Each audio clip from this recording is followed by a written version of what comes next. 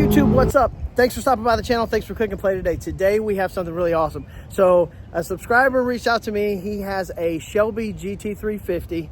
I have never been in one of these. I love these cars. They have been bucket list cars for me as far as Mustangs. You guys know I've been a big Mustang fan before I got converted and poisoned over to the Corvette family.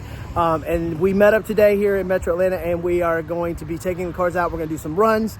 I'm going to drive in his car or ride in his car. He's going to ride in my car. We're going to kind of get an impression. And I'm just excited. I've never been in one of these cars, but we've got flat plane crank versus flat plane crank. Boy, say that 10 times fast. But we're going to do some kind of overviews of the cars real quick, and then we're going to get out on the road going here. So hang with us, guys. So here we have, this is John. He's here today with us. He's been nice enough to bring out his Shelby GT350, and I'm going to have him kind of go over the car a little bit for us. So kind of, you know, what he's got done to it. Pretty simple, tasteful stuff, but I think he told me it had some stripes before, but we'll get to all that. So yeah, so it's a 2020 Shelby GT350. It started out with a blue stripe down the middle of it when it came from factory, but over time, you know, being a daily driver for a little while, it got nicks and stuff like that. So I had to choose between paying to have it restriped, or change it. So I decided to change it, put the black roof on it, deleted the stripes. As far as engine and transmission is 100% stock from the factory. Which, riding in it is unbelievable. Like, yeah. The fact that that's the way it comes is mind-blowing, man. Like, it's fun. It's a fun car. And I like the black top. Like, we'll show you guys here in just a second. But the black top, and I've always been a stripe delete kind of person as far as that goes. So, but so stock transmission, stock engine, and then what mods do you have? So it's sitting on 4 performance springs, which lowers it about 1 inch, and then it's got Steeda's stop the hop kit on it as well, because these cars have a tendency to wheel hop a lot on. Yeah, it was smooth, man. Like, it really, really was. Like, I didn't feel any hop, and even when you could feel the back dance a little bit, like, it doesn't get out of hand. It's really, no, it's awesome. It's fun. So outside of that, really and truly, that's the tints. I mean, it's tinted. Every window's tinted, and obviously nice. the tail lights are tinted as nice. well. Yeah, the stance, man, you killed it. And I want to go on record here. I'm going to show everybody when we get to the other. Your brakes are bigger than my brakes. I don't even know how that's a thing. I don't either. But your brakes are bigger than my brakes, guys. Like, look at the size of these Brembos on this Shelby. I mean, that is nuts. That's like a pizza. It's huge. But your stance, man, oh, you killed this, dude. This is absolutely gorgeous. And again, these back on the back, I mean, they're 2-piece rotors. They are. Yeah. I mean, that is. But it's funny is the rotors on these cars today are as big as the wheels were back in the late 90s, early 2000s. Oh, I believe it. I mean, it's bigger than mine. We're going to show it over here in a second. Now, is this the stock wing? Stock. Everything else is stock. Yep. Everything else is stock. Yep. So the 2020 Shelby shared the same wing as the GT500 did. Did not know that. That's nice. I love the Shelby badging. Again, everybody, you got to check out like the black roof with the tent on this white car. Love the stripe delete. Good call, man. Like, that's absolutely amazing. This car is gorgeous. You take a peek at the interior? Yeah, absolutely. Awesome, man. Awesome. Yeah, and I'll tell you guys, it is very comfortable. I had a lot of room on the passenger side over there, but I mean, this is absolutely amazing. He's got the carbon fiber dash, and you were saying there was a choice between the tech pack or something. So yeah, so when Shelby first came out, you had to choose between the tech package or the track package. Okay. And in 2019, they changed it to where you didn't have to choose between that. It actually came with both packages. Okay. Yeah, no, that's gorgeous. That looks so good, and that's how it came. I mean, wow. And the thing that impressed me the most with the driving fit was how good that transmission felt when you were shifted. Very smooth. And that's the Tremec, not the MT82. Okay, yeah. Awesome. These seats, man, they were so comfortable. I mean, this is a nice car, man. Thank you. I mean, nice car.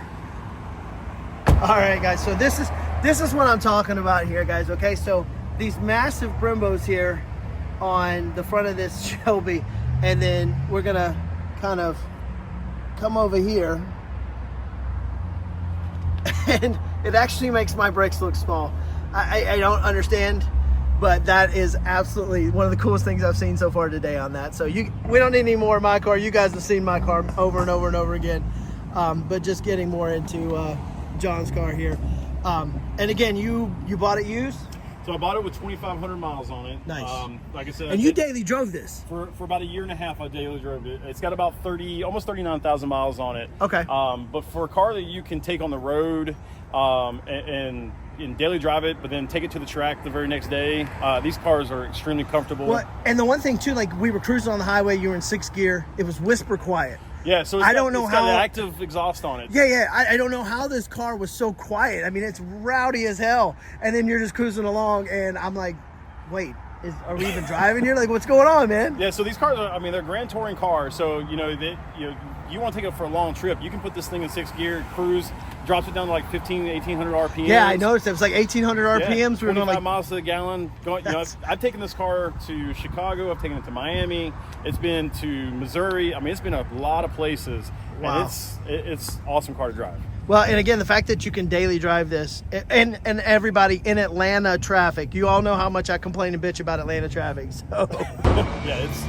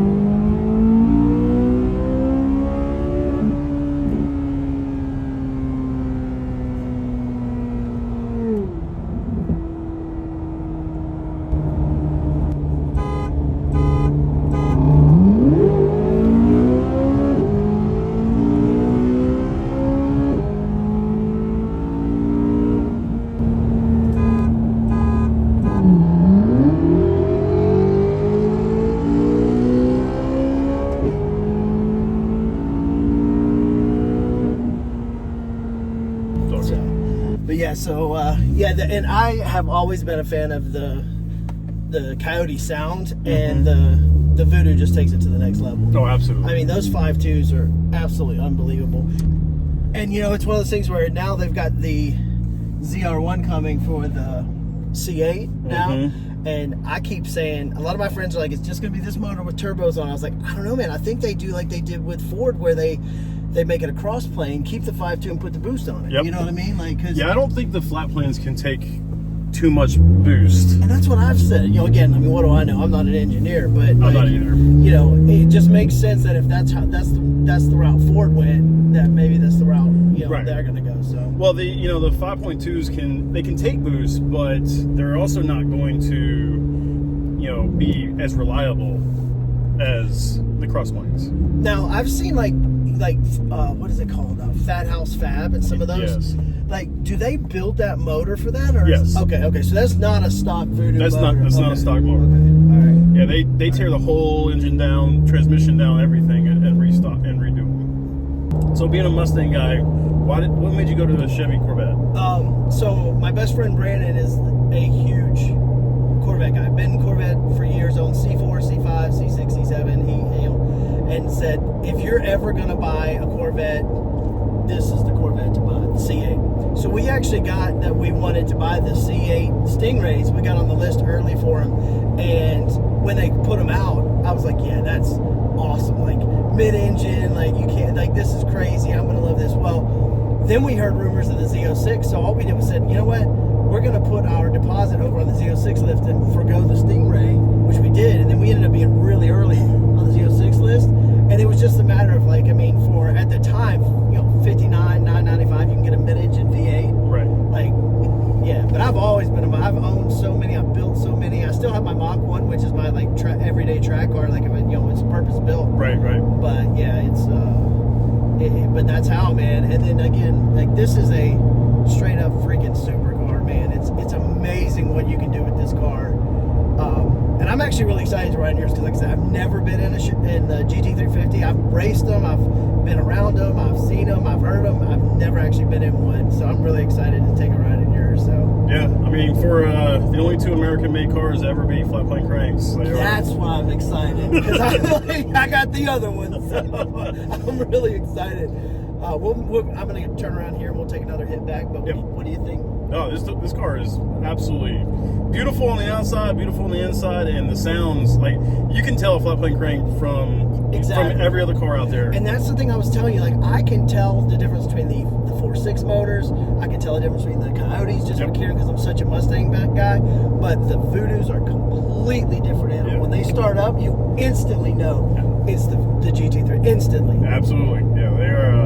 They're a whole different sound. I mean, you know, they have that exotic sound to them that the normal American-made, Corvettes, Mustangs, doesn't matter what it is, they just sound different. They sound different, that's right. And actually, I will say that some of the ones I've raced in, like my Mustang or stuff, that wide open whale on that 5.2, there's not another V8, again, this one's a completely different animal, but there's not another V8 that sounds anything like it, ever.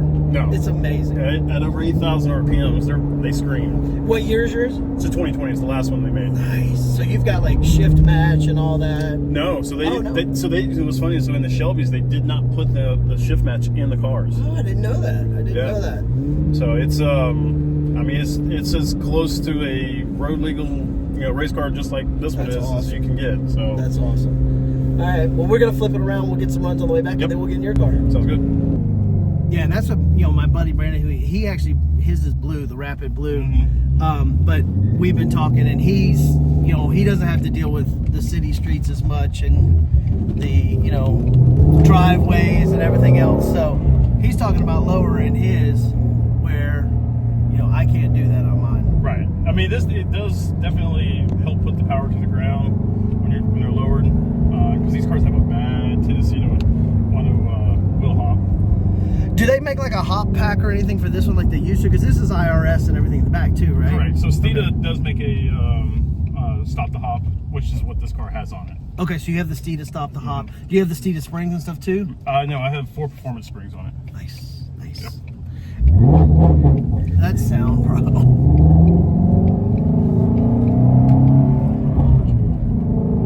And I don't think I'll ever get used to not being able to wind a car over 8,000 RPMs anymore. Like, it's broken. Ah, that is nice. Well, that shift is smooth. Yeah. Oh yeah. That transmission is awesome. Yeah, the Trumec 6-speed they put in. So they didn't have the Getrag in this one. This is the Trumec. Hell yeah. Yeah, the MT82 was garbage. I actually broke the shift forks in my 2018 GT that I had. Really? Yeah. Yeah. No, this is nice. The Trumec. I have a T56 in my Mach 1 build that I did. Love the sound of this thing, dude.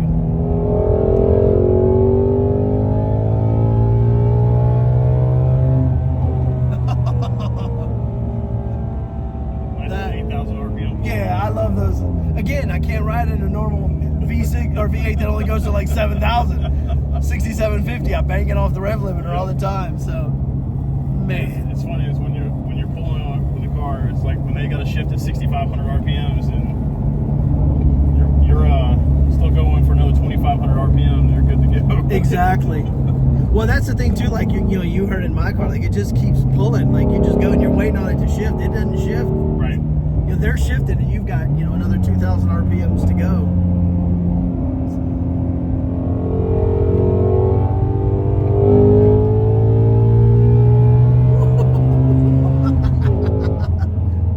Oh man, this is awesome. This is the best Mustang I've ever ridden in to date.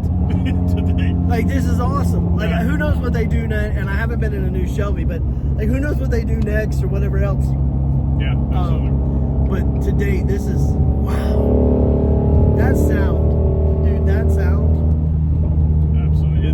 Trust me, I love that. Ford did it right. This is what I call my attainable dream car. Dude, this is amazing. Absolutely amazing. I love it. I love like the plate with the chassis, like the serial number on it. like this holds value too, right? Right. Like, I mean, at 18, you can do whatever you want, pour a bunch of money in it, you never get it back. You know, you buy one of these, you're going to hold value. You know, you keep a low mileage, and it'll be. I mean, they have gone up a little bit in value. We'll see what it does. 10, 15 years from now. Right. And then speaking of low miles, how many do you have on yours? So this is actually a little bit higher mileage. It's got almost 39,000 miles on it. This one. So I had used. This was my daily driver for quite a while, and then. How terrible that must have been. So then once I started working in downtown Atlanta, and I didn't want to drive it in downtown Atlanta. Right. So got another car, and now it's probably only gotten about 2,000 miles in the last year and a half. Right. So, no, this thing is amazing. I appreciate you doing this. This is awesome. absolutely, it's my pleasure. And like I said, I've been a Mustang fan my whole life, and I've raced them. I've never actually been in one, and this is just such a different experience. Even being next to one, racing one, and hearing it, it's not the same as hearing it inside the car. Oh yeah, it's freaking awesome. Absolutely. So, and like I said, to date, I love the carbon fiber look. I mean, this interior is nice. It's not that cheap, crappy what it used to be. Even the 18 and ups were better. But, Right. I mean, and that's the big thing everybody said about the C8s, right? Like, even the C7s were a little bit better, but like C6s, it was still that crappy plastic, cheap. That's what everybody knocked the Corvettes for. But now the C8s are all next level interior stuff. It looks so amazing, man. Yeah, Ford, when the Shelby first came out, you had to choose between the tech package or the track package.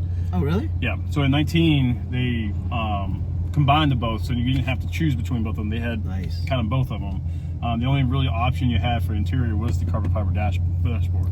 I love it. Well, that, and I'll get a shot of it here when we're done, but like, I love the pressure oil temp gauges, the old school analog look. I love that stuff up there. That's awesome, man. Absolutely. That's awesome.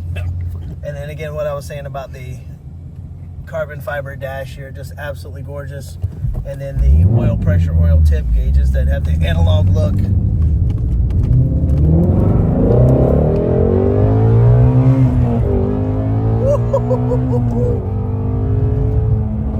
Man, that thing hits.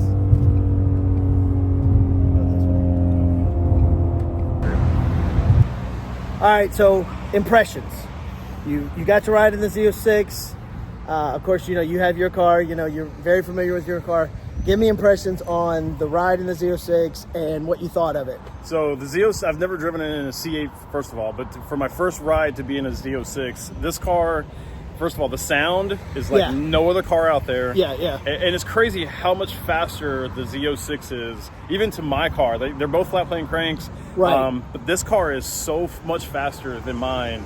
You can feel the difference between the engine being in the back versus being in the front like mine is.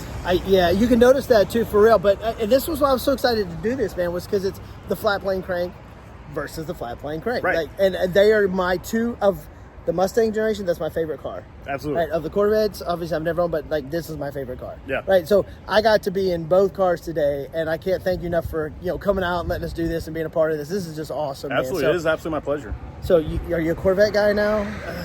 I'll never be a Corvette guy, but I will say that car is.